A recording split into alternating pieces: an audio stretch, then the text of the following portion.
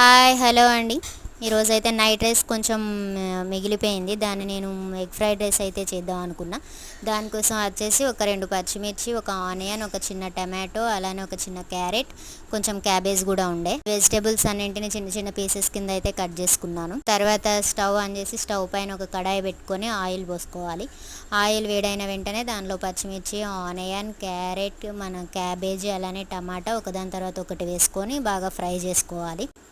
ఇవన్నీ ఫ్రై అయిన తర్వాత మనం మంచిగా కొంచెం అల్లం వెల్లుల్లి పేస్ట్, అలానే కొంచెం పసుపు, కొంచెం కారం కూడా వేసుకొని ఫ్రై చేయాలి. మనం తీసుకున్న 2 ఎగ్స్ని అయితే ఇందులో కొట్టి వేసుకోవాలి, మంచిగా కలుపుకోవాలి. ఎగ్ మొత్తం ఫ్రై అయిన తర్వాత దానిలో వైట్ రైస్ తీసుకొని కలిపి పైన ధనియాల పౌడర్ వేసుకొని కలుపుకొని కొంచెం కొత్తిమీర లేదా పుదీనా వేసుకుంటే టేస్టీ ఎగ్ ఫ్రైడ్ రైస్ అయితే రెడీ అయిపోతుంది.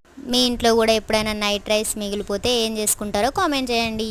Please like and subscribe me.